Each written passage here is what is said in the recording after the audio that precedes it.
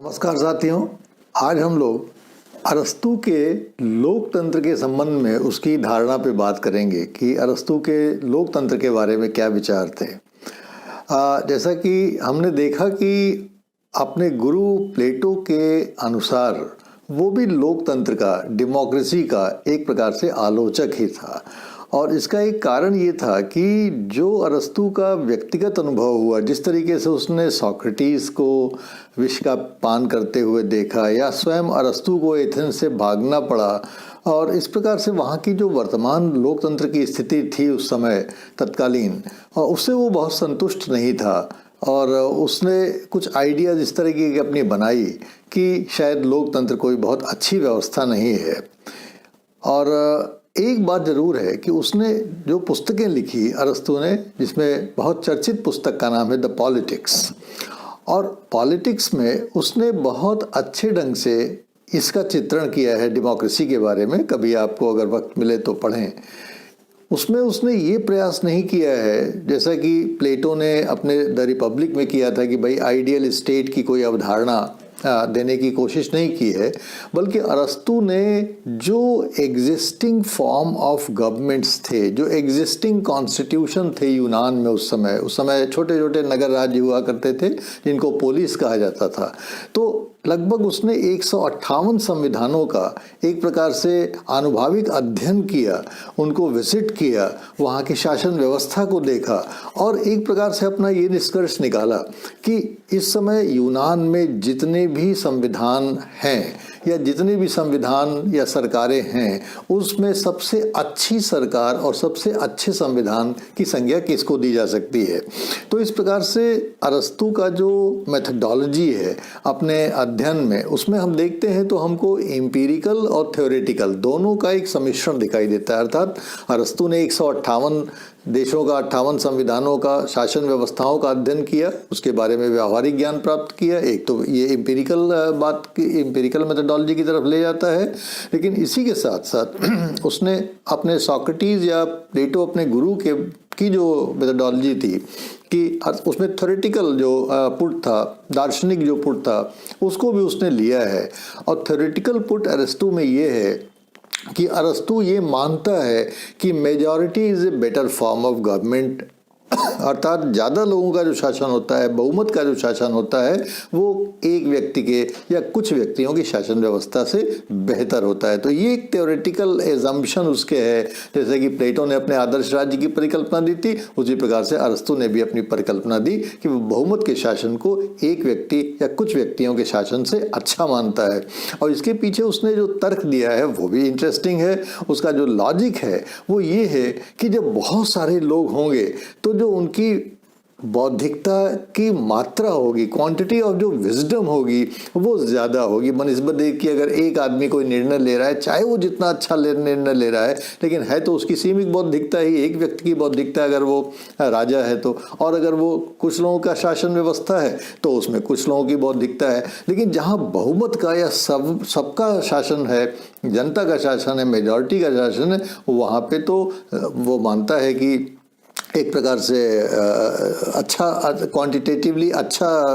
बौद्धिकता होनी चाहिए निर्णयन में। तो ये दो चीज़ें ध्यान रखिएगा कि एक तो एम्पिरिकल मेथड को लेके चलता है और दूसरा थ्योरेटिकल मेथड को भी लेके चलता है, जहाँ पे उसने अपने आधारशिला रखी है। और इस प्रकार से वो अपने जजमेंट को लेने के पहले 158 संविधानों के बारे में कोई भी निर्णय करने से पहले वो वास्तव में वहाँ के सारे संविधानों का एक वर्गीकरण करना चाहता है और दिखाना चाहता है कि इन सारे संविधानों को कैसे वर्गीकृत किया जा सकता है। आप सभी लोगों ने अरस्तू के संविधान के वर्गीकरण के बारे में तो पढ़ा ही होगा। अपनी जो पुस्तक है पॉलिटिक्स, द पॉलिटिक्स, उसमें उसने उसके बुक 3 में इसका उल्लेख किया है विस्तार से। लेकिन उसके पहले उसने एक पुस्तक लिखी थी जिसका नाम है निकोमैकियन एथिक्स, और निकोमैकियन एथिक्स में भी उसने अपने क्लासिफिकेशन का उल्लेख किया हुआ है। तो जो टाइपोलॉजी हमको अरस्तू में मिलती है कि वर्गीकरण उसने संविधानों का किया है, आइए देखते हैं कि अरस्तू ने अपने संविधानों का जो 158 संविधान अध्ययन किए, उस 158 संविधानों के अध्ययन करने में क्या उसने पैमाइश रखी, क्या उसने आधार रखा, वर्गीकरण का आधार उसने क्या रखा हुआ है। तो ये याद रखिएगा कि अरस्तू ने 2 आधारों पे अपने टाइपोलॉजी या अपने वर्गीकरण को बनाने की कोशिश किया है।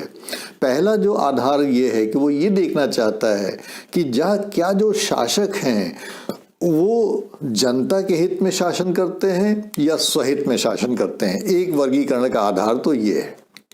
कि अगर वो जनता के हित में शासन करते हैं तो एक दूसरी बात है, और अगर वो स्वहित में शासन करते हैं या अपने हित में शासन करते हैं तो वो एक दूसरा वर्ग हो गया। तो एक तो वर्गीकरण का आधार ये हो गया। दूसरा उसने वर्गीकरण का आधार लिया है संख्या बल को, अर्थात वो ये देखना चाहता है कि शासन व्यवस्था में एक व्यक्ति शासन कर रहा है, कुछ लोग शासन कर रहे हैं, या सभी लोग शासन कर रहे हैं, या ज्यादातर लोग शासन कर रहे हैं। तो ये दूसरा आधार हो गया। तो ये इन दोनों आधारों को भूलिएगा मत कि अरस्तू ने अपने वर्गीकरण में ये 2 आधार लिए थे कि स्वहित में शासन कर रहा है शासक या जनता के हित में शासन कर रहा है, और शासन करने वाला एक है, कुछ है, या ज्यादातर लोग हैं। ये 2 आधार। अब उसने इसमें एक तर्क ये दिया है कि जितने भी कॉन्स्टिट्यूशंस हैं उसको उसने इसी आधार पे, इसी वर्गीकरण के आधार पे गुड और बैड में बांटा है। अर्थात गुड शासन वो उसको मानता है जहां पे शासक दूसरे के हित में, अर्थात समाज के हित में, लोगों के हित में शासन करता है, और वह शासन प्रणाली को बुरा मानता है जिसमें कि शासक करने वाला, चाहे वो स्वयं बहुमत ही क्यों ना हो, है ना, चाहे वो कुछ लोग हों, चाहे एक व्यक्ति हो, अगर वो स्वहित में शासन करते हैं तो उसको उसने बुरे शासन की संज्ञा दी है। तो अगर संख्या के आधार पे और स्वहित और परहित के आधार पे देखा जाए तो इसका क्रॉस अमेलगमेशन करके उसने अपने इथिकल आर्गुमेंट का निर्धारण किया है कि वह शासन व्यवस्था अच्छी है जिसमें हम पूरे जनता का हित ध्यान रखते हैं, और वो शासन व्यवस्था खराब है जिसमें कि हम स्वहित का या अपने हित का ध्यान रखते हैं। और इस प्रकार से ये स्वहित और परहित, अर्थात अपना हित और दूसरे का, समाज का हित, इसमें फिर वो अंदर जाता है और वो कहता है कि इसको फर्दर हम अगर अच्छी शासन व्यवस्था है, अर्थात शासक जनता के हित में शासन कर रहा है, तो हम देखेंगे कि वो एक व्यक्ति शासन कर रहा है वहाँ पे, कुछ लोग शासन कर रहे हैं वहाँ पे, या ज़्यादातर लोग शासन कर रहे हैं। इसी प्रकार अगर शासन बुरा है, अर्थात वो अपने हित में कर रहा है शासक, तो हम फिर वहाँ देखेंगे कि वो शासक एक है, कुछ है संख्या बल में, या ज़्यादातर लोग हैं। और इस प्रकार से उसने जो वर्गीकरण किया है वो ये किया है कि जो अच्छी शासन व्यवस्थाएं हैं, उस अच्छी शासन व्यवस्थाओं में उस सबसे ऊपर वो मोनार्की को रखता है, राजतंत्र को रखता है। राजतंत्र का मतलब हुआ एक व्यक्ति का शासन हो लेकिन वो राजा सबके हित में शासन कर रहा है। उसके बाद कुछ लोगों का शासन हो जो जनता के हित में शासन कर रहा है, और तीसरा जहाँ पे कि नागरिकों का शासन हो लेकिन वो नागरिक पूरी जनता के हित में शासन कर रहे हैं। तो एक व्यक्ति राजतंत्र, कुछ व्यक्ति, उसको उसने कुलीन तंत्र की संज्ञा दी है, और जो जहाँ पे कि नागरिक शासन करते हैं और जनता के हित में शासन करते हैं उसको उसने पॉलिटी शब्द का नाम दिया है, जिसका कि हिंदी में तर्जुमा या हिंदी में ट्रांसलेशन संवैधानिक लोकतंत्र के रूप में किया जाता है। तो ये ध्यान रखिएगा कि राजतंत्र को उसने सबसे ऊपर रखा, उसके बाद उसने कुलीन तंत्र को रखा, और उसके बाद उसने लोकतंत्र को संवैधानिक लोकतंत्र को रखा है। लेकिन जो बुरा फॉर्म है इसका, वो बुरा फॉर्म ये है कि अगर राजतंत्र जहाँ एक व्यक्ति का शासन है, अगर वो जनता के हित में शासन न करके अगर वो स्वहित में शासन करने लगता है तो एक प्रकार से वो डिक्टेटरशिप हो जाती है। वो एक प्रकार से अधिनायकवादी प्रवृत्ति उसमें हमको दिखाई देती है कि वो जनता का ख्याल नहीं रखता, वो केवल अपना ख्याल रखता है। तो वो बैड फॉर्म ऑफ गवर्नमेंट है। एक व्यक्ति शासन कर रहा है लेकिन उसका डेविएंट फॉर्म है, अर्थात बैड फॉर्म है। इसी प्रकार जहाँ कुछ लोग शासन कर रहे हैं और वो कुछ लोग अपने ही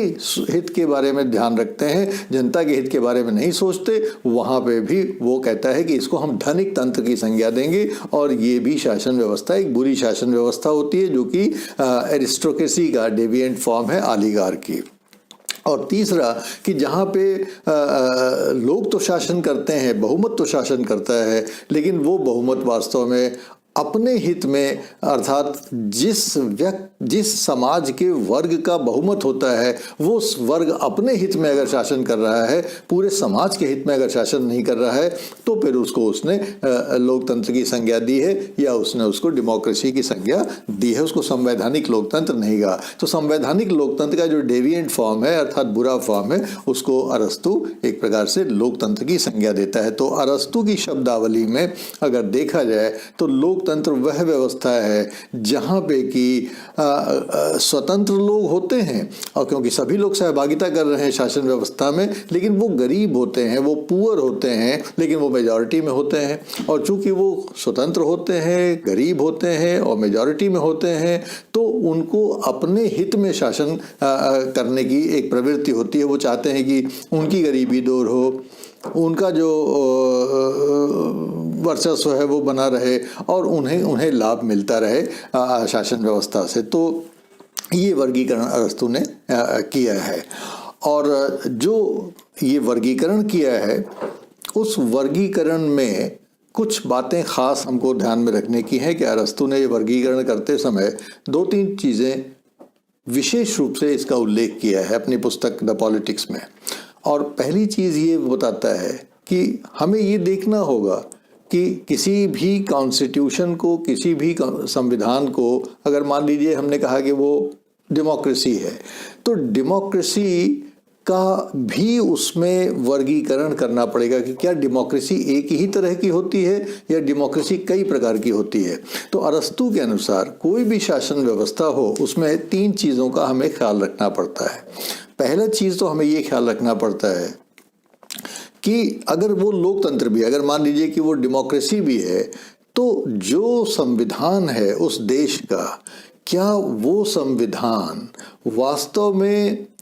पूरी जनता के हित के लिए, वो शासन व्यवस्था पूरी जनता के हित के लिए संचालित हो रही है, या वो सारा का सारा लोकतंत्र, कहने को लोकतंत्र है लेकिन वो समाज के किसी एक वर्ग के लिए काम कर रहा है जो बहुमत वर्ग है, अर्थात जो बहुमत में है। क्या ऐसा तो नहीं है कि वो लोकतंत्र केवल उस बहुमत के लिए ही काम कर रहा है, उसमें और लोग उपेक्षित हो रहे हैं? पहली चीज़ हमें ध्यान में रखनी है। दूसरी चीज़ हमें ये ध्यान में रखनी है कि वितरणात्मक न्याय जिसको कहते हैं, डिस्ट्रीब्यूटिव जस्टिस कहते हैं जिसको, और उसको अरस्तू कहता है कि हमें ये भी देखना पड़ेगा कि उस लोकतंत्र में, कहने को वो लोकतंत्र है लेकिन उसमें जो ऑफिसेज हैं, जो पद हैं, उनका वितरण कैसे हो रहा है, उनको बांटा कैसे जा रहा है। क्या वो सभी लोगों में समान रूप से बांटे जा रहे हैं? जो स्वतंत्र लोग हैं, जो गरीब लोग हैं, उनको भी उसमें बराबर की हिस्सेदारी मिल रही है, या उसमें जो लोग धनवान हैं, जो कुलीन हैं और जिनके पास राजनीतिक गुण है, क्या उसका भी कुछ ध्यान रखा जा रहा है, या सारे पदों को ऐसे ही सबके ऊपर समान रूप से बांट दिया जा रहा है कि उसके वो योग्य हैं चाहे नहीं है, लेकिन सबको समान रूप से दे दिया जा रहा है। तो डिस्ट्रीब्यूशन का जो पैटर्न है उसके अनुसार भी हमको अपने लोकतंत्र को देखना पड़ेगा कि वो किस श्रेणी में आता है, और देखना पड़ेगा कि किसको क्या पद दिए जा रहे हैं। तो ये कैसे दिए जा रहे हैं और किसको दिए जा रहे हैं, इसका भी ध्यान हमको रखना पड़ेगा। और डिस्ट्रीब्यूटिव जस्टिस एक प्रिंसिपल है जो कि अरस्तू ने लोकतंत्र को परिभाषित करने में जिसका प्रयोग किया है। और तीसरा उसने कहा है कि हमको ये भी ध्यान रखना पड़ेगा कि जिसको हम संप्रभु कहते हैं, तो वास्तव में लोकतंत्र में हम कह देते हैं कि जनता का शासन है, लेकिन उस जनता का एक हिस्सा होता है, एक बड़ा हिस्सा होता है जो कि सत्ता का बार बार प्रयोग करता रहता है। तो क्या कहीं ऐसा तो नहीं है कि संविधान भले ही लोकतंत्र को कहता हो कि हमारे यहाँ लोकतंत्र है, लेकिन समाज में जो वर्ग है, एक बहुमत वर्ग है, ऐसा तो नहीं कि बार बार वही सत्तासीन हो रहा है और अन्य जो समाज के वर्ग हैं उनको सत्ता में कोई शिरकत नहीं करने का मौका मिल रहा है या उनको सहभागिता में नहीं मिल रही है। इन तमाम चीज़ों को देखना पड़ेगा। और इस प्रकार से ये बहुत इंटरेस्टिंग बात है कि ये 3 जो आधार अरस्तू ने बताए कि भाई पहला तो ये देखना है कि जो लोग सत्ता में हैं वो अपने मान लीजिए कि समाज में एक वर्ग है वो अपने ही हित में काम कर रहा है, वो बार बार सत्ता में भी आ रहा है, वो अपने हित में काम कर रहा है, तो और लोग क्या करेंगे। दूसरा कि जो ऑफिसेज बांटे जा रहे हैं, क्या ऐसा तो नहीं कि वो किसी को उसमें जो योग्यता है वो उसको उपेक्षा की जा रही है और सब अयोग्यों को मिला के ऑफिसेज बांट दिए जा रहे हैं, और क्या ऐसा तो नहीं है कि कोई सामाजिक वर्ग पर पिछुअली नेग्लेक्टेड है सॉवरेन एक्सप्रेशन ऑफ पावर से, सॉवरेन यूज ऑफ पावर से। तो ये तीनों चीज़ों का ध्यान रखते हुए अरस्तू ने जो चीज़ बताई है जो कि हम लोग अक्सर मिस कर जाते हैं, वो उसने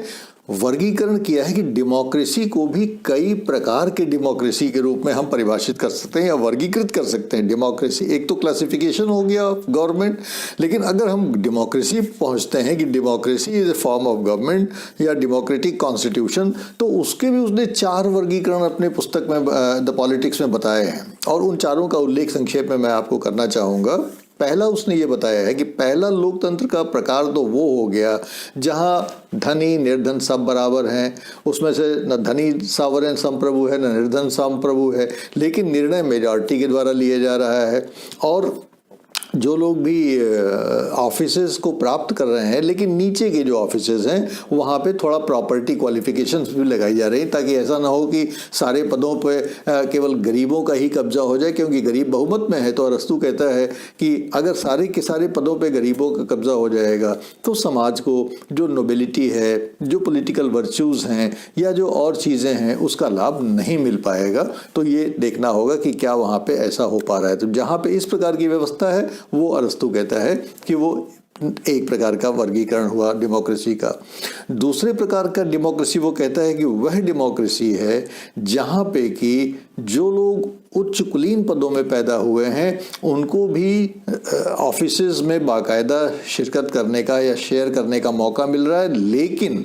लॉ इज सुप्रीम। वहाँ पे कोई उनकी वर्चस्व नहीं है, लेकिन वहाँ पे वो उनकी सहभागिता है राजनीतिक पदों में, लेकिन वहाँ पे भी कानून संप्रभु है। दूसरा वर्गीकरण ये हो गया। तीसरा वर्गीकरण ये बताता है अरस्तू कि सभी नागरिकों को सभी पदों पे समान रूप से सहभागिता मिल रही है या शेयर मिल रहा है, लेकिन वहाँ भी कोई भी सुप्रीम नहीं है, लॉ ही सुप्रीम है। ये तीसरा प्रकार हो गया। और चौथा प्रकार उसने कहा कि चौथा प्रकार लोकतंत्र का वह होता है जिसको कि हम हिंदी में भीड़ तंत्र कह सकते हैं, अर्थात जहाँ पे मल्टीट्यूड ही सॉवरेन होता है, जो बहुमत है वही सॉवरेन होता है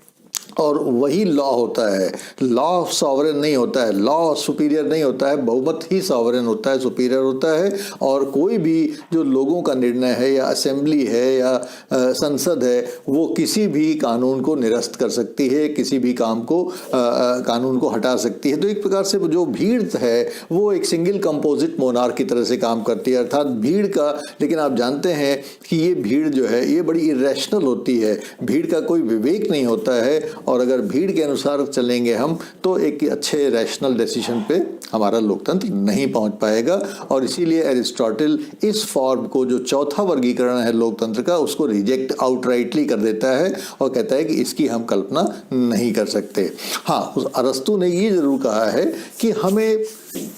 ओलिगार्की और जो धनिक तंत्र है और जो लोकतंत्र है इसमें थोड़ा सा सामंजस्य करने की ज़रूरत है। और वो सामंजस्य ये है कि हम किसी ऐसे लोकतंत्र की तरफ बढ़ें जिसको कि हम मॉडरेट डेमोक्रेसी कह सकते हैं। और इस मॉडरेट डेमोक्रेसी को उसने यूनानी भाषा में पोलिटिया करके नाम दिया है, जिसको कि हम लोग अंग्रेजी में तर्जुमा जिसका करते हैं पॉलिटी। और पॉलिटी का मतलब होता है, ग्रीक भाषा के टर्म्स को अगर जो है अंग्रेजी में ट्रांसलेट किया जाए तो इसका मतलब होता है, या हिंदी में ट्रांसलेट हम करें तो उसका मतलब होता है, पोलिटिया का मतलब होता है संविधान, और इस प्रकार से पॉलिटी का मतलब होता है संवैधानिक शासन व्यवस्था। तो इस प्रकार से अरस्तू जो है वो एक प्रकार से हमको संवैधानिक शासन व्यवस्था की तरफ ले जाता है और कहता है कि वो व्यवस्था जिसमें कि न तो रिच डोमिनेट करें न पुअर डोमिनेट करें, बल्कि उसमें एक मिडिल क्लास हो जो कि डोमिनेट करे, वो ऐसी कुछ व्यवस्था बनाई जाए जिसमें कि एक अच्छे लोकतंत्र को फिर भी हम जी सकते हैं। और उसका एक आर्गुमेंट देता है जो कि आर्गुमेंट बहुत अच्छा है, आर्गुमेंट वो आपको जानना चाहिए। उसने ये कहा कि जो मिडिल क्लास होता है, तो जो मिडिल क्लास के लोग होते हैं उनमें ये मादा होता है, उनमें ये काबिलियत होती है, उनमें ये पेशेंस होता है कि वो विवेक के अनुसार कार्य कर सकें। लेकिन जो रिच होते हैं, जो धनी लोग होते हैं, उनमें दुर्व्यवहार और दुष्टता की प्रवृत्ति पनप जाती है, क्योंकि उनके पास एरोगेंस आ जाता है, धन का बल आ जाता है। उस धन के बल से उनमें थोड़ा एरोगेंस आ जाता है। जब एरोगेंस आ जाता है तो वो दुर्व्यवहार करने लगते हैं या कभी कभी दुष्टता पे भी उतर आते हैं, बड़ी बड़ी दुष्टताएं करते हैं जिसका कि आम आदमी को पता भी नहीं चलता। लेकिन जहाँ तक पुअर का सवाल है तो उसने पुअर्स को भी अप्रिशिएट नहीं किया और कहा कि जो लोग गरीब हैं, चूंकि वो गरीब हैं, इसके अंदर इसलिए उनके अंदर एक दुर्भावना होती है समाज के उन लोगों के प्रति जो कि गरीब नहीं हैं, और वो भी छोटी छोटी दुष्टताएं करने से नहीं बचते। तो इस प्रकार से जो रिच होते हैं उनको भी और जो पुअर होते हैं उनको भी अरस्तु ने एक प्रकार से बहुत अच्छे दृष्टिकोण से नहीं देखा। उनके बीच में जो मिडिल क्लास है, जो मिडिल पाथ है, जो मिडिल क्लास है, उसको उसने कहा कि इनमें विवेक होता है, ये विवेक के अनुसार काम करते हैं। दूसरा उसने आर्गुमेंट ये दिया, जो भी बहुत अच्छा आर्गुमेंट है, उसने ये कहा कि जो लोग गरीब होते हैं वो कभी शासक रहे नहीं होते हैं, बल्कि वो हमेशा गुलाम की तरह से व्यवहार किए होते हैं। इसलिए उन लोगों में शासन करने की क्षमता नहीं होती है, शासन करने की समझ नहीं होती है, क्योंकि वो शुरू से ही जो है एक प्रकार से गुलामी करते रहे हैं समाज में रिच लोगों की या शासकों की। तो उनमें ये गुण नहीं होता है कि वो शासन की निटी ग्रिटीज को समझ सकें। और जो रिच लोग होते हैं वो चूंकि कभी हमेशा उन्होंने आदेश ही दिया होता है अपने धन बल के आधार पे, इसलिए उन लोगों में कभी ये भाव नहीं होता कि कैसे वो स्वयं अपने को शासित करें। और इसलिए जब अगर जो रिच क्लास है वो अपने को शासित की स्थिति में नहीं एक्सेप्ट कर पाता है, उसको जल्दी उसमें डिस्कम्फर्ट रहता है कि वो हमेशा सोचता है कि हम सुपीरियर हैं, हम शासन करें। तो रिच क्लास अपने को शासित के रूप में व्यवहार नहीं कर पाता, और जो पुअर क्लास है वो शासक के रूप में व्यवहार करने के लिए सक्षम नहीं होता है। इसलिए अरस्तु कहता है कि जो मिडिल क्लास है वही ये जानता है कि वो शासक भी कैसे हो सकता है और शासित भी कैसे हो सकता है, और जो स्वतंत्र और समान लोग हैं उनके साथ एक साथ किस प्रकार से बौद्धिक ढंग से सक्षम व्यवहार किया जा सकता है। तो इस प्रकार से ये मानता है अरस्तु की जो डेमोक्रेसी है, उस डेमोक्रेसी में भीड़ की प्रवृत्ति होती है या रैशनैलिटी की प्रवृत्ति होती है। इसलिए जो हमें जब भी अगर डेमोक्रेसी का हमें चयन करना चाहिए तो हमें एक मॉडरेट डेमोक्रेसी या हमें पॉलिटी का चयन करना चाहिए, जिसको कि हम लोग संवैधानिक लोकतंत्र की संज्ञा देते हैं। तो इस प्रकार से अरस्तु ने जो अपना क्लासिफिकेशन किया संविधान का, उसमें सबसे ऊपर मोनार्की या राजतंत्र, उसके बाद उसमें जो एरिस्टोक्रेसी, और उसके बाद से पॉलिटी, और उसके बाद से फिर आपका ये जो इसके डेविएंट फॉर्म्स हैं इसकी चर्चा किया है। लेकिन डेमोक्रेसी को उसने एक प्रकार से सबसे नीचे रखा है, और इसलिए बहुत सारे लोगों को ये लगता है कि अरस्तु डेमोक्रेसी को एक बुरी शासन व्यवस्था मानता था। लेकिन हमें ध्यान रखना चाहिए कि अरस्तु ने अपने डेमोक्रेसी के बहुत सारे वेरिएंट्स बताए हैं, डेमोक्रेसी के प्रकार बताए हैं, और उसमें संवैधानिक लोकतंत्र है जिसको उसने पॉलिटी कहा है, उसको उसने फाइनली अप्रूव किया है। Thank you very much.